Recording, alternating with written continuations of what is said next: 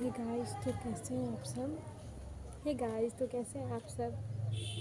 तो मैं अभी देख सकती हूँ कि मैं अभी कहाँ पे खड़ी हूँ। बाहर छत पे खड़ी हूँ। धूप बहुत ज़्यादा है, फिर भी मैं धूप में खड़ी हूँ क्योंकि मैं कुछ कहना चाहती थी, कुछ बातें करना चाहती थी आप लोगों से, और वहाँ नहीं जा रहा था, तो फिर सोची कि बातें कर लेती हूँ। कहते हैं कि कल करे सो आज कर, आज करे सो अब, रहीमन निजमन की व्यथा बहुरी करे कब। तो फिर मैं अभी आ गई हूँ रहीम के द्वारा, और मैं अभी आप लोगों से बात करने वाली हूँ। धूप बहुत ज़्यादा लग रहा है, जगह चेंज कर देते हैं, अच्छे से बात करते हैं। ये ठीक है।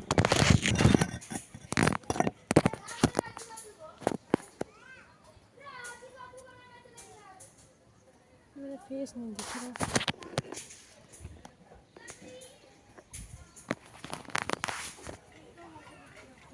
हाँ, तो ये ठीक है। फेस नहीं दिख रहा तो मैनेज कर लेंगे वो। बैकग्राउंड में मत जाना, बैकग्राउंड में ईटा वगैरह है तो घर का है, छत पे होना तितली देखा। हाँ, तो मैं क्या बात कर रही थी आपसे। पहले तो मैं आप लोगों से ये बात करना चाहती हूँ कि मैं अब इस चीज़ को महसूस करने लग गई हूँ कि मैं अपने जीवन से, अपनी दौलत, अपने पैसे, खैर दौलत की क्या ही मैं बात करूँ, मेरे पास है ही नहीं, मैं खुद का कुछ नहीं कमाती, लेकिन फिर भी मैं इस चीज़ को फील की हूँ कि अपने आप पे कभी किसी बात के लिए घमंड नहीं करना चाहिए इंसान को। क्यों नहीं करना चाहिए? क्योंकि ईश्वर जो ऊपर होता है, बैठा हुआ ईश्वर है। कुछ लोग नास्तिक है जो भगवान को नहीं मानते हैं, कुछ लोग जो है वो मानते भी है और नहीं भी मानते हैं, और कुछ लोग जो है वो मानते हैं कि ईश्वर है, एक शक्ति है जो इस ब्रह्मांड को चला रही है, जिसमें से मैं हूँ। मैं भी मानती हूँ ईश्वर को। तो मैं बात कर रही थी कि जो एक शक्ति है, ईश्वर है, वो है इस दुनिया में, इस ब्रह्मांड में, जो इस पूरे ब्रह्मांड को चला रहा है। तो हमें कभी अपने किसी चीज़ पे घमंड नहीं करना चाहिए कि इस पूरे ब्रह्मांड को जो चला रहा है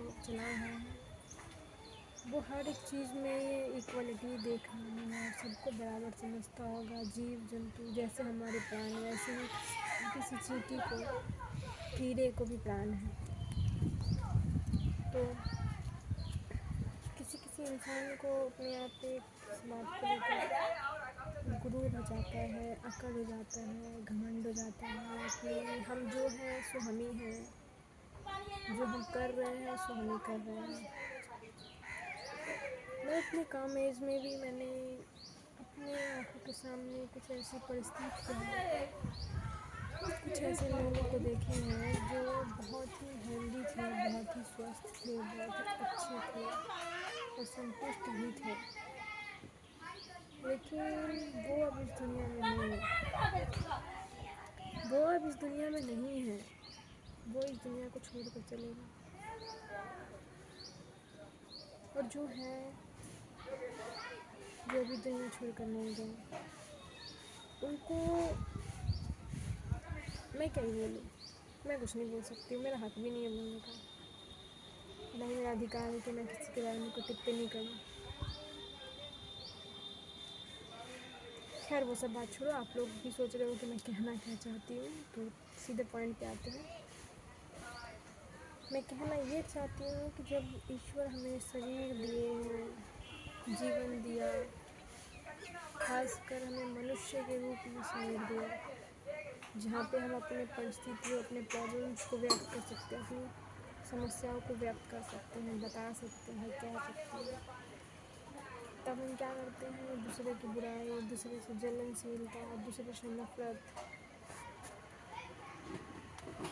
मीन्स कि अपने लिए वक्त नहीं है, दूसरों के लिए वक्त है, दूसरों की बुराई करने के लिए वक्त है।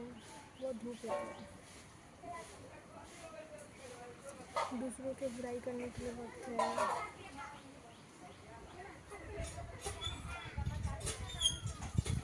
मैं अभी बहुत कुछ फील कर रही हूँ। क्या फील कर रही हूँ?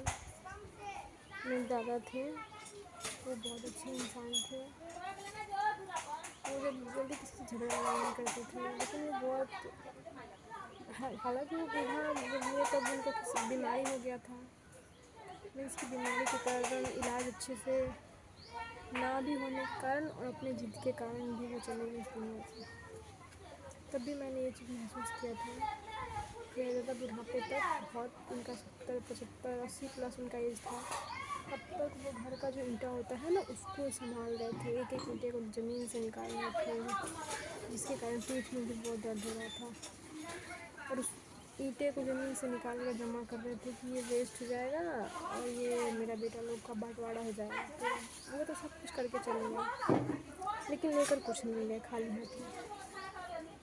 और आज मेरे आपके सामने एक इंसिडेंट हुआ कि मेरे घर के पास एक भैया थे, वो बहुत अच्छे इंसान थे, मतलब कि वो पैसा वगैरह निकालते थे हमारे बिहार में, जैसे कि अकाउंट से पैसा निकालते आधार कार्ड वगैरह से, तो वो वैसा काम करते थे। फिर उनका अपना दुकान था, अभी भी है, एक बेटी है, 2 बेटा है। लेकिन जब वो थे स्वस्थ थे, अच्छे, तब उनका बहुत सारा दोस्त था, बहुत जान पहचान वाले थे, बहुत कोई था, बहुत उनका गांव में भी बहुत जान पहचान था। लेकिन जब वो चले गए अभी, जब वो बीमार थे तब कोई नहीं था उनके साथ, या फिर उनका इलाज कराने के लिए कोई आगे नहीं आया था। और जब अब वो चले गए तो अभी भी कोई नहीं है।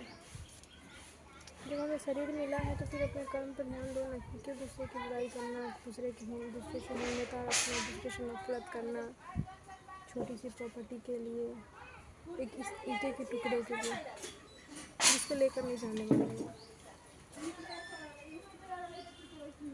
कुछ नहीं लेकर जाने वाले हैं। ईंटा का टुकड़ा दूर का बात, जो वस्त्र हम पहने हैं वो भी लेकर नहीं जा सकते। और कल क्या होगा, 1 घंटे बाद क्या होगा, 1 मिनट बाद क्या होगा, कोई नहीं जानता। यहाँ पे 1 मिनट का कोई कीमत नहीं, ये सही बात है। यहाँ समय का कीमत नहीं, क्योंकि हम अपने यहाँ समय को अपने काबू में नहीं कर सकते ना उसको, इसलिए उसको कीमत नहीं लगा सकते। जिस चीज़ को हम काबू में ही नहीं कर सकते, कीमत हम लगाने का तो मेरे पास तो कोई हैसियत है नहीं। अब जिनको पास है वो जाने। मैं क्या कह रही हूँ, मैं क्या कहना चाहती हूँ, ये आप समझ रहे हो। मैं बहुत ही गहरी बातें कह रही हूँ, क्योंकि मैंने इस चीज़ को महसूस किया। जो चीज़ें मैं महसूस कर रही हूँ शायद मैं पूरी तरह एक्सप्लेन करने के लिए मेरे पास शब्द नहीं है। उस चीज़ को आप खुद महसूस करोगे तब समझ में आएगा कि मैं क्या कहना चाहती हूँ। मैंने अपनी आंखों के सामने लोगों के अंदर गुरूर देखा है, घमंड देखा है, अभी भी है लोगों के अंदर, अकड़ देखा है, दूसरों के लिए नफरत देखा है, दूसरों के लिए जलनशीलता, घृणा, द्वेष, लेकिन उनको जाते हुए भी देखा है, और वो भी बहुत बुरी हालत में। ये हकीकत है और ये सही बात है कि आपके कर्म के अनुसार ही आपका परिणाम आपको तय करके दिया जाता है। लोग कहते हैं, कि दुनिया कहती है कि कर्म का जो परिणाम है, फल है, वो अगले जन्म में मिलता है। नहीं, आप जैसा कर्म करते हैं उसका परिणाम आपको इसी जन्म में भुगत के जाना पड़ता है। ये भी सही बात है, आप जैसा कर्म करेंगे वैसा ही आपको भोगना पड़ता है। ये भी सही बात है। मैंने अपनी आंखों के सामने अपने दादी, अपने नानी को, अपने दादा को अच्छे कर्म होने के बावजूद उनको जाते देखा। मेरे दादा के भी कर्म अच्छे थे, लेकिन लास्ट में उनकी कुछ गलतियों की वजह से, मैं उनकी भी गलती मानूंगी। और मैंने ऐसे लोगों को भी देखे हैं जो पहले तो ठीक थे, पहले बहुत बुरे कर्म करते थे, लेकिन लास्ट में उन्होंने अपने आप को सुधारा, लेकिन मौका नहीं मिला। कहते हैं ना कि जब किसी इंसान का पाप का घड़ा भर जाता है तो वो छूटना तय है, तो वैसा ही कुछ। भाई कर्म अच्छे करो, फल की चिंता मत करो, ये सही बात है। और हमारे हिंदू ग्रंथों में भी सही लिखा गया है कि हमारे कर्म का परिणाम हमें खुद भोगना पड़ता है, चाहे वो कर्म आपके अच्छे हो या फिर बुरे हो। आप जैसे भी कर्म करो वो आपको खुद ही भोगना पड़ेगा। इसके लिए ना ही कोई आपका साथी आपको मिलेगा, ना ही सहभागी मिलेगा, कोई नहीं मिलेगा। वीडियो बहुत ज़्यादा लंबी हो जाएगी, तो मैं मेरा फर्स्ट वीडियो है जो मैं इतना लंबा बना रही हूँ। मिलती हूँ नेक्स्ट ब्लॉग में नए टॉपिक के साथ। लेकिन मैं चाहती हूँ कि टॉपिक में थोड़ा और गहराई से मैं बात करना चाहती हूँ, तो आप लोग कमेंट में बताना, मैं पार्ट 2 भी इसका लेकर आऊँगी। लेकिन ये मेरा प्रैक्टिकल एक्सपीरियंस था, मेरा कोई ये ज्ञान नहीं था, ना ही कोई प्रवचन था, ये मेरा प्रैक्टिकल एक्सपीरियंस था। मैंने इस चीज़ को महसूस किया है, देखा है, इसलिए मैं इसको कहना चाहती थी, कह दिया। मेरे अंदर बहुत सारी ऐसी बातें हैं, डर बनाए हैं, बहुत कुछ है जो मैं महसूस कर रही हूँ, झेला है उस चीज़ को। ठीक है, नेक्स्ट ब्लॉग के लिए पार्ट 2 के लिए आप लोग पार्ट 2 कमेंट में करना। मिलते हैं नेक्स्ट ब्लॉग में। आज के लिए इतना ही, बाय गाइस।